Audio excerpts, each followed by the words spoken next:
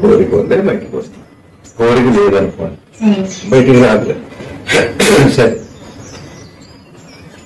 మీకు తెలియదు ఏదన్నా మీరు ఆలోచించారు ఇప్పటి వరకు? మీకు కావాల్సిన దాన్ని ఆలోచిస్తారు కదా, అక్కర్లేని ఎప్పుడన్నా ఆలోచించారు?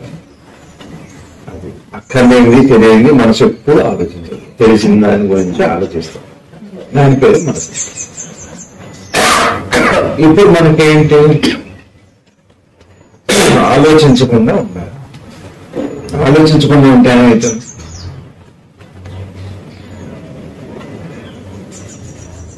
నిద్రలో ఆలోచిస్తారా? ఆలోచించారు. మరి ఏమైతుంది? ఎవరి ప్రయోజనం ఏంటి? ఆలోచన వాటంతటా అయిపోయినాయి కదా. అందుకని ఇక్కడ భగవాన్ నామని చెప్పామాట. అక్కడ నిద్రలో ఆలోచనలు శాంతి. ఇప్పుడు ఆలోచన ఉన్నాయి, శాంతి లేదు.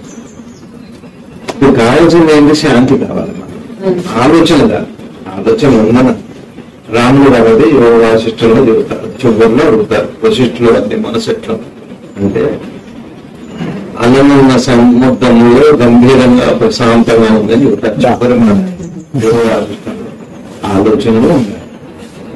ఆలోచనలు ఉన్నా సరే, ఇప్పుడు మీరు ఆలోచన లేదా ఆగాలి. మీ అమ్మగారు గుర్తొస్తారు, మనం బాగుందా?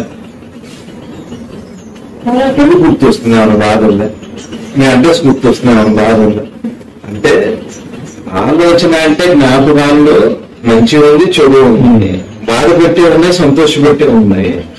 అంటే ఆలోచన ఏం లేదు, సంఘటన వల్ల బాధపడటం ఏమో అంతే. మీకు కావాల్సింది బాధపోవటం కావాలా, ఆలోచన పోవటం కావాలా? బాధపోవటం కావాలి. ఇప్పుడు బాధ ఏమిటో అర్థం చేసుకోండి. బాధ అట్లానే బాధను అర్థం చేసుకునేందుకు సంతోషాన్ని కూడా అర్థం చేసుకోండి, ముందు అర్థం చేసుకోవాలి. ఇప్పుడు మనం ఏం చేస్తామంటే అనుకున్నాను ఎప్పుడు ఆలోచించడం, అన్న ఆరోగ్యం గురించి ఆలోచిస్తాం కానీ ఉన్న ఆరోగ్యం గురించి ఎప్పుడు ఆలోచించడం అసలు విషయం కాదు అది.